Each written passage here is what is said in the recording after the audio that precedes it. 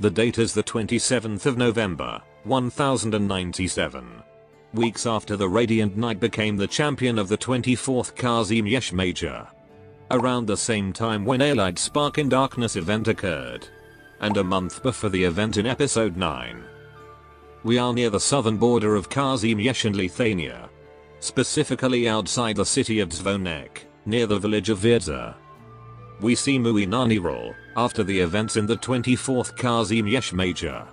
He decided to take a long paid leave and continue his search for the Noir sisters' missing parents, whose whereabouts and the reason why they disappear is still a mystery.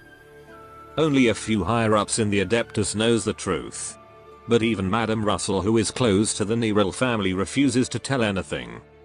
The couple has left a letter that indicated they are somewhere in Ursus. However, Mlynar and some others believe the letter was made up. He is now passing through near the village of Wiedza and meet one of many people he once helped in his journey. The old man is quite surprised that today's wandering hero wears no armor, wields no weapon, have no followers, and still maidenless. Mlynar said he is only here to search for his family and ask the man if he ever saw 2 campaign knights in gold. He said he never saw anyone like what he described. And then he said there has been a riot and a couple of bandits near the area. So he advised Mlynar it is better to strap up. Shifting to the village, we see the bounty hunter Toland and a campaign knight captain named Chichiba, whose nightclub is stationed near the area. He is Toland and also Mlynar's old friend from way back during Mlynar's epic journey, and is currently helping to investigate the infected rioting in the city. He and his men also captured some of Toland's underlings for investigation. Toland said his group have nothing to do with the riot, and is in the village because his group was hired by the villagers to settle a dispute between the villagers and the company that owns this land. But whatever the reason is, Chichiba advised Toland to keep away from trouble, and he will release the captured men soon enough. Toland then notices a sword on his waist. It belongs to Mlynar and deduces that he had met Mlynar some time ago. Chichiba said he indeed met Mlynar, and offering to take his sword for maintenance. While they seem close, but the relationship between the two has been severed. One of the reasons is that Mlynar has seemingly abandoned his chivalry and instead work as an average salaryman in the capital. He can understand that, but what he cannot tolerate is that a few years ago, his fellow knight and lover named Selena, who is also Mlynar and Toland's friend, was arrested to the Grand Knight territory to be tried, and was eventually executed. Because it seems she insulted the politicians and General Chamber of Commerce. Selena was a refined and just knight, and Chichiba believes Selena was made as a sacrifice to remind him and his nightclub that the politicians and KGCC are above them. Chichiba can prove Selena is innocent, but can't go to the capital for some reason. So he sent a letter to Mlynar to pass the evidence and clear Selena's name. Alas, Selena was executed, and Chichiba never received a reply from Mlynar. And Chichiba was flabbergasted when he met and asked Mlynar about it the other day. Mlynar admitted he has read the letter, but didn't help, as there's too many forces involved, and nothing he could do. But Chichiba believed the old Mlynar won't hesitate to rescue an innocent. Chichiba knew Mlynar is not the cause of Selena's demise, and still hoped the wandering hero will find his chivalry once again. But he can't help but hate Mlynar for abandoning Selena. The next day, the 28th of November, Mlynar meet an attorney whom he helped in the past named Desh. Desh is here representing Gale Industries, who own the land where Wiedza is located, to settle some legal disputes, mostly about relocation compensation for the villager. Desh said once her job is finished she wants to treat Mlynar to a drink or two. But he refused as he didn't think he helped Desh all that much, and he doesn't like drinking. Later, Desh meet an attorney named Ham, who is implied to have been sent by Toland's NGO group. Desh and Ham then talk about the business. He initially requests a pretty big sum of compensation for the village, as if Gale Industries is buying the land instead paying compensation. but Desh, being a seasoned attorney and all, managed to correct mistakes in Ham's claims. And both parties eventually agreed on a more fair compensation. The next day, the 29th of November, Desh was about to leave. But Ham asks if she can recommend him to the law firm where she came from. Desh hesitate, but then show him the sale contract of this land. Between Mr. Marek, the previous owner, to Kaer Industries. Ham is shocked when he noticed the contract was signed by Marek's son. The son is not eligible to sign the contract. And is also currently serving as a campaign knight. Anyhow, since it was not signed by Marek, Kaer Industries' claim to this land is questionable. Desh tells him this is why he is still in the noob level. He should have challenged legitimacy of Kaer's claim first, checking all the details. But Ham is confused as to why Desh gave him this info, considering Kaer is Desh's client. Well, she just said to think about it this way. She liked to have another opportunity to enjoy Virta's beer in the future. Shortly, she meets Mlynar, who has not left the village. Because the road was blocked yesterday after an infected riot incident near the city. He also got info that the old man he met before is one of the victims. And he's going to the city of Dzwonek to take a look. And Desh also come with him, although she needs to get to the capital immediately. Saying she also deserves a vacation and already wanted to quit her current job. Moving on, 2 days ago, the 27th of November, in the city of Dzwonek. One of the important cities near the Lithuania border. Where a Lithuanian delegate will come to the city. To attend the ribbon cutting ceremony of a new statue. That was built as a symbol of peace between the two nations. Then we see Flametail and Ashlock. They have become a Rhodes Island operator. And is on their first official mission. To make contact with all the infected organizations along Kazimierz border town. But they got caught by some angry infected mobs in the city. Luckily they managed to escape with the help of the local infected named Zeno. Zeno is a big fan of Pinus Sylvestris, especially Ashley, who defeated the snob Flamebringer in her match. Zeno also explains the cause of this infected riot. Kaer Industries have been responsible to construct new district in the city. It needs a lot of workers, so they hired a few infected to help. However, gradually the infected begin to complain about their low wages. So the infected begin their protest against Kaer Industries. But what started as a peaceful protest become a violent riot. With other people who are not the worker even participating in the riot. But Zeno assures them that everything will calm down in a few days. And then he leaves after showing them a way out. Flametail and Ashley think he is suspicious. Especially that assuring them everything will be calm in a few days part. And they were right. On the 29th of November. Zeno gave himself up as the ringleader who incited the riot. The duo finds it hard to believe, as he was with them during the riot take place. Especially if he indeed responsible for all the crime in the city. He should have been sent to the capital immediately. But instead is in Kaer's custody. Ashley and Flametail suspect Kaer Industries have falsely accused him. Or worse, persuading him to become the scapegoat. So they begin to search for him. And one thing led to another. They found him at an under construction district.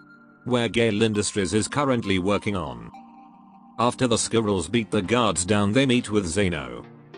In their conversation, the man looks to be innocent. But he refuses to escape with them, saying it's the only way to help his family. And the duo were forced to escape before they got caught by more guards. Later on they managed to outrun the pursuer. But suddenly Sona feels someone is watching them. It was Mlynar, wondering why they are in the under construction district. The duo heard about what he did to save the infected back in the capital. And told him about their mission and the situation with Zeno and Kaer Industries. Hoping that he could help them out. Then Ashley said something about it doesn't matter whether Zeno is infected or not. It's still a blatant false charge.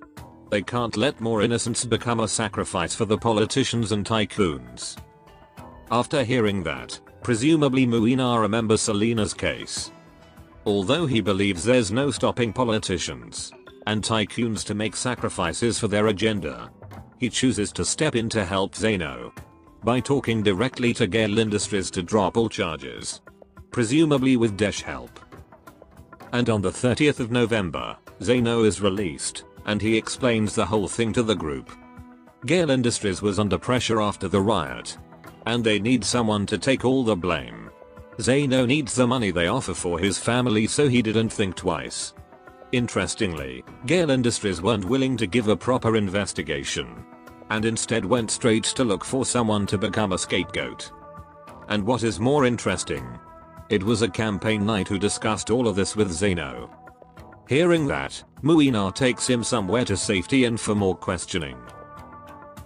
Then we heard a radio conversation between Chichiba and his men. Some of the knights are ready to enter the city for their secret mission, and is also currently spying on Mlynar. Seeing Mlynar there, they are going to initiate an impromptu plan. Later, Mlynar is in the city's abandoned district, where most infected and poor people live. He's going to take Zeno to Toland for safety. But first he needs to find a person who knows Toland's position. Shifting to the plastic knight Sevjik, who have moved into Zwonek with his family, to avoid troubles after the whole incident in the previous major. With all the recent rioting in the city, he is concerned with his son. So he goes to pick him up after school. But suddenly there's an explosion in the abandoned district. He learned that school students like to play there. Fearing that his son is in that place, he rushes in to search for his son. Meanwhile, Mlynar and Zeno, who is inside the slum, found Sevjik's son and some other kids. He helped pull a metal that pierced through one of the kids' leg, and then told the rest to take him to the hospital. Mlynar then sensed someone else is watching them. It's the Lithanian delegate who was sent to the city. Mlynar and the delegate already met yesterday by chance, and he questions why he is in the slums. He said he didn't responsible for the explosion, in fact he might be the target. And whether it's true or not, he's only here because he wanted to see all sorts of people in the city, so he can learn from them and improve upon his country's system. He is also willing to save some other people in the slums to show his good faith. Mlynar let him be for the time being. And so the Lithanian help clear rubble where a voice can be heard. After the rubble is cleared, they were late and the man is already dead. But beside him is a radio and someone is talking through it. The man on the radio saying something about an assignment for squads around Zwonek for the new equipment is, and talking about intel they gathered from a captured Lithanian spy. That Lithania is preparing multiple arts units to penetrate Kazimierz Knight's armor. And so Kazimierz needs to prepare for a war with Lithania. The Lithanian delegate panics and smashed the radio. He said he didn't hear anything or know anything, implying what the man in the radio said is somewhat true. Mlynar keeps staring at him fiercely, believing Mlynar is some kind of patriotic ex-military that will harm him. The delegate orders his bodyguard, who is surprisingly close by, to kill Mlynar. But Mlynar and Zeno manage to hold the delegate captive before the bodyguard can react. But Sevjik comes in with a local that he forced to show him the area to find his son. Seeing Zeno, who appears on TV as the culprit of the riot, and seeing an Eral who is famous to help the infected, he attacks both of them and creates enough distraction for the Lithanian to escape. Luckily Mlynar managed to calm the plastic knight by saying he saw his son and went to the hospital. Hearing that, Sevjik immediately goes to look for his son, while Mlynar confronts the man that is with him. He is revealed to be the bounty hunter's contact, and demands him to tell their whereabouts. Then we see Chichiba and his men on the outskirt of the city. Here we know they were planning to assassinate the delegate, creating a diplomatic incident and spark a war between Kazimierz and Lithania. And presumably he intentionally passed that message via the radio to make the Lithanian attack Mlynar. And Mlynar might kill the Lithanian in self-defense. But he said it's an impromptu plan, so he didn't expect much. So he and his men prepare to take matters into their own hands. Then around midnight, Mlynar and Zeno meet with Toland at a village near Zwonek. Mlynar tells Toland to keep Zeno safe, and asks what did he know about this whole shebang. According to the sale contract that his attorney received from Desh, Chichiba and his nightclub have been working with Gale Industries by using Marek's son name, who is apparently in Chichiba's nightclub. And both of them deduced Chichiba wanted to initiate a riot in the city. Considering how campaign knights are usually not allowed to enter the city, unless in a state of an emergency. With the riot, the city will have to let the knights enter the city, to control and calm things down. Chichiba wanted to use this as a show of power like those Surveillance Pegasi, and use this chance to assassinate the Lithanian delegate. Toland also knew Chichiba intentionally captured his men so that he won't interfere, and Chichiba taking Mlynar preferred sword is presumably to weaken Mlynar in case he interfere. Toland have also sent a letter to him to turn back, but looks like it's already too late. Mlynar thinks what Chichiba will do is stupid, so he's going to stop him and ask Toland for help. The Lithanian delegate is currently on its way to leave the city. Toland and his men will protect the delegate, while Mlynar borrow a sword from Toland, and he will confront Chichiba himself. Sometime later, early morning in the 1st of December, we see Chichiba and his nightclub. Here we know they wanted to do all of this because they have become disappointed with how today's Kazimierz treat the night. Especially after the death of Selena, their conviction to change Kazimierz grows even stronger. They want to wake the people, particularly noble and merchants, from their comfortable bed, reminding the people of the impending threat from other countries like Lithania, as well as reminding them the campaign knight struggle. Especially those knights who didn't come from a highly prestigious bloodline, like most people in Chichiba's squad. To do that, they believe Kazimierz needs violence like the old war days. If their plan didn't start a war, at least it will remind the people about the time of turmoil. And people will start seeing the knights like what it used to be. But as they were about to start the plan of assassination, they suddenly got an order from the Grand Knight. The entire nightclub has been ordered to withdraw from the city, and Chichiba's command has been revoked and must report to the capital. But Chichiba doesn't care, as the Adeptus have already disappointed him as well, and orders his men to continue the assassination. A knight trying to convince him to stop as the order from the Adeptus is absolute. But Chichiba kills him and gives the order to the other knights to proceed. But after seeing what he did, dozens of them didn't follow him. Later on, the rogue knights disguised themselves as a city gate guard and started their assassination plan. But luckily the bodyguard manages to hold out until Toland and his group arrive. He convinces the Lithanian he is on their side. They then make a plan so that the bodyguard will distract the rogue knights, while Toland's group escorts the delegate to the safety using transport tunnels, using a rented pharmaceutical delivery truck as a disguise, which belongs to Rhodes Island. Shifting to Mlynar confronting his old friend. Mlynar said Chichiba need to turn back, as he doesn't want his friend to die a meaningless death. But Chichiba stands firm in what he believes, and soon both fight. However, Mlynar, who is way stronger than Chichiba, managed to prevail. Chichiba's armor shatters, he's bleeding a lot, and falls to his knees.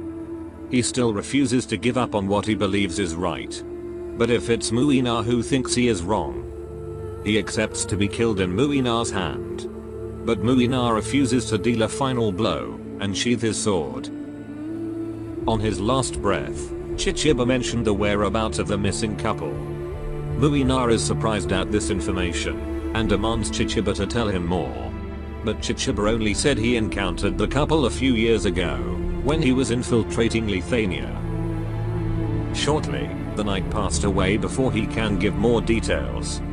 After a moment, Mlynar kneels, mourning for his friend.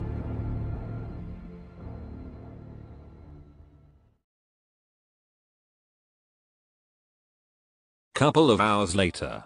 Shifting to the capital at Marcine's bar, we see the old folks as usual, talking about how empty it is after Maria and Zofia have left. And Margaret is too busy with her work being a Rhodes Island liaison in Kazimierz. But Margaret comes in, she finally has a bit of time to relax. They talked all sorts of things, from how is the capital during Margaret's absence, about her grandpa and parents, particularly about how amazing her father is in battle. But their conversation cut short when Margaret received yet another phone call. After she leaves, the old folks wonders where Mlynar currently is. And then we see Mlynar with Toland in the village. Due to the Kaer Industries is now under investigation. The village relocation and its surrounding area construction has been called off. Mlynar and Toland lamenting Chichiba's death. Although what he did today was a fruit of his stubborn ideal that gripped too much to the past. They can't just forget his good deeds. Mlynar then tells Toland he will continue his search for his missing family.